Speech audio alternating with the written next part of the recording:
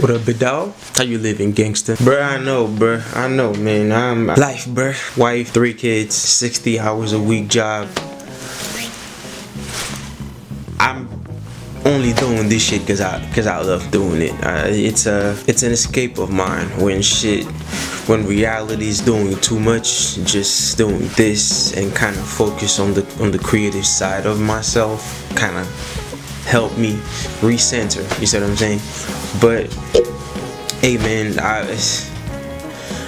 would love to upload more frequently, but it's just gonna have to be for now. Like and subscribe. If you've seen part 1, welcome back. This is part 2, and if you haven't, just go back on my channel. Part 1 is somewhere down there. This part 2 right here. Done dope. And I'm not at that department anymore, but my old partner Tony calls me and says, "Hey, remember that kid?" I'm like, "Yeah." He goes, "Him and his girlfriend were at a bonfire at the Rock where they were camping, and he lost a teener of dope. And a teener of dope's like maybe 1.5 grams of meth, something like that. But they get addicted to it, and they get inside their head, and they get worked up about stuff." And this kid admits to him, he says, "Yeah, I thought she stole it. So I put a zip tie around her neck, and I lit a cigarette, and I watched her spin around in circles until she was dead. And then he cut her up, and he put her in a bonfire to try to get rid of her body, and he couldn't get rid of it, so he dumped it in a well." And that's a horrible thing. Brother, wait a minute.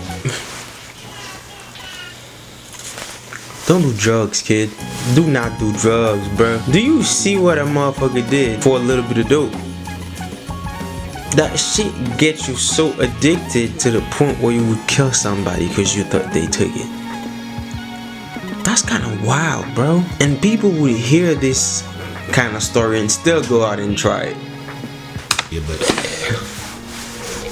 in this dark world, in this place, like, people's lives are changed constantly, and they change directions constantly.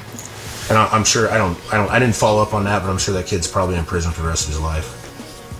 And I mean, shit. It's probably because of the things that happened to him. Not justifying him, not arguing morality or anything like that, but just, you know, how much it changes a person.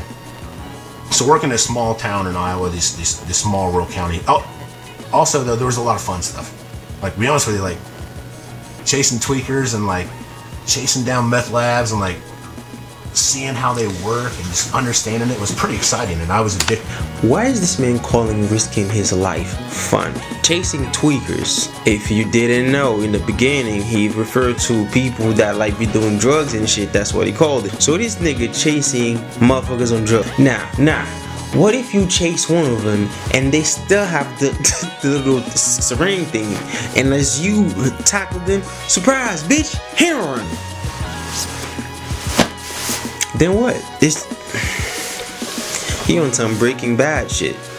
Did the adrenaline? I loved it. I wanted more of it. If you know, you know. Enough there, so I applied to this bigger department. I went from where I was working by myself in a huge county where I would be the only deputy working at a time, to now I'm working in a metropolitan police department in Nebraska, and we have like 15 cops working on a shift. And now I'm going call to call, because when I worked in a rural area, people don't call the police, so you become proactive, and you hunt, you look, and you try to like pull over people and be more proactive. And when you go to a city, you're more responsive, more reactive. And so I'm going call to call. I'm learning more about like dealing with people even more. And there, because people do call the police because they need them. You know, it's so busy, it's so crazy, they have to call the police. Like, even though you don't want to call the police, when they call the police, something bad's happening. Usually. But in between those times, so now I'm working in a city, and I'm dealing with different things I've never dealt with before, and it's a mass volume. Like, when you show up to roll call,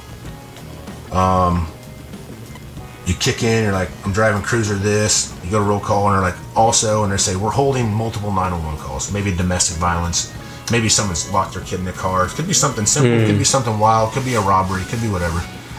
But you become so, like, exposed to it that, like, it becomes routine. And it's not that you don't want to be human, you don't want to understand them, but it becomes routine. But through all of these experiences, you're reading people, when you're starting to read body language, and you're starting to see changes. I'm gonna be real with you. I think some people are kind of destined to do this shit. People like him are just like destined to do it, because the way he's describing it, and he looks like he's in shape. Man, I know a lot of fat fuck police motherfuckers. They don't give a damn about shit. In the morning, bruh. Sometimes, right, if I stop at a Dunkin' Donut, I've seen some fat fuck police walk in there, and I'm looking at them like wondering, like, yo, you clearly look overweight. You not breathing right. What if they call you for like a robbery or something, bruh? Like, you just doing it for the bag at this point. You know what I'm saying? Hold on, camera done. Like I was saying, bro, but for a nigga like him, you can tell like this is some shit he always wanted to do. So he pay a bit more attention to it. You know what I'm saying? Cause it's a lot of shit that he's saying right now. I would confidently tell you 90% of cops, 90% of police motherfuckers, they don't do nothing of the sort. Nada. The way their tone of their voice is, or the way that their eyes look, or the way their facial expression changes. And even though law enforcement work's dangerous, I mean, it can be, because it's very unpredictable, but it's also in a way predictable. Bruh, tonight nothing is working right. Like, I've been trying to record the same video for about 25 minutes now. Every time I start, something goes wrong. I'm recording, one of my light go out. Y'all just gonna have to ride it out with me, bro, because I am not doing this, and I'm tired of shit. Y'all can see it in my eyes. So appreciate y'all sticking through it. Paying attention. If you're watching body language and you're watching people and you're paying attention and you know your community and you know what's happening, you can read them better. I think the difference between working in a small rural county where it's no one calls and you're just trying to be responsive and be proactive, and there you have to be more engaging. You have to pay attention more. Like I remember going to a call. I prided myself when I got to the city. I was like, we wore blues, and my badge was shiny, and my nameplate was present, and my pants were pressed, my boots were shined, and my shirt was tucked in, and that lends you credibility to this world. And I remember these two kids. You go into all these. I never went to nice neighborhoods. Nice neighborhoods don't call the police. You know, like if they do, it's someone bumped into their car or someone stole a bike or something, and it's way down the priority chain. Most of the time, you go to the same bricks. Bricks are like apartment complexes. Same areas you go all the time. I remember I got called to this apartment. That's where the bullshit happened. He basically telling you majority of the times this shit pops in the hood, bro. Like the suburbs, they ain't got shit going on. Complex. And these two kids are having a stick fight, like probably every little kid did. You know, pick up a couple sticks, you have a sword fight. And for some reason, this lady wanted to press charges against this kid. I don't remember how old they were, like between probably 6 and 10. And they got into a stick fight, and they were fighting each other. And I remember going to the call, and I was like, why am I going to a couple kids fighting with sticks? The point of this is going through all the things in your career, even being young as you are, and learning and reading people, is if you're paying attention, you'll find things that you weren't looking for. So these two kids get in a stick fight, whacking each other around. One parent wants to file assault charges against the other kid. So I show up. I walk in this apartment. And I remember, to kind of paint the picture for you, it's maybe a 2-bedroom apartment. The lady, the mother of the kid, the little girl, 6 to 10. I don't remember the other kid that was fighting her, but it was just me and a little girl, the mom, and there's this guy sitting in a chair over here. Heavy set guy. He's sweating. He's just sweating profusely. And he's just looking at me. But I don't care, because I'm trying to get out of this call as fast as I can, really. I'm like, how about this kid hits that kid with a stick, we call it even, and we just move down the road. Like, I'm not going to arrest the kid. And they're like, okay, I see what you're saying. I'm like, yeah, it's fine. We can be done with this. And I look at this little girl, and she looks up at me. And she gives me this look. And I could have walked away right then. I'm done. But I looked at her and I was like, who's this guy? Who's this guy sitting in a chair? The lady says, this is my boyfriend. Now the little girl, is that your dad? No, it's not my dad. And I was about to walk. There's some bullshit going on in there. I wasn't there, but I can feel it. Cause nigga, why is you sweating? Fuck what you was doing, bitch. The fuck? Out, and I looked at her again and I was like, I'm gonna talk to this little girl in the room by herself. And her mom's like, no you're not. And I'm like, yeah I am. Like, I'm not gonna hurt her, but I don't know, for some reason there was something about her that told me like I need to talk to her. Like she trusted me. So walk in this bedroom. In this bedroom, it's the mom and the boyfriend's bedroom. This guy's out there sweating. I mean, he's just running. And he's tapping his leg, he's nervous. What the fuck, this doesn't look normal, you know? I asked the little girl, I'm like, hey, well, that's not your dad, it's your mom's boyfriend. What happened? And she says, well, he touches me. And he does these things to me. And she described in detail. Like a little kid shouldn't know how to describe the things she described. In detail. It's a good thing I'm not a police, bro. Cause see, you when you 12, bro, you have to learn to keep your cool in certain situations. I don't think I would be able to keep my cool, bro. Like, you was a fucking piece, bro. You deserve to die. And then she pulls this drawer out of the dresser. And behind the dresser drawer is a shoebox. And in there is pictures of her and videos of her being assaulted by this guy. This game, you're not ready for it. And I'm like, oh, this is horrible. This is, like, I mean, I just want to go out there and grab this guy and pick him out of the chair and just stick him, you know what I mean? Yes, of course, I Lord. don't think anybody would want to do that. But I call the child detectives. You know, we had a whole unit that was dedicated to child sex crimes and abuse and stuff like that. And I remember a guy named Steve, been on for years, like 15 years, he's been doing these like child sex crimes. He comes in, he's like, "Good job, man."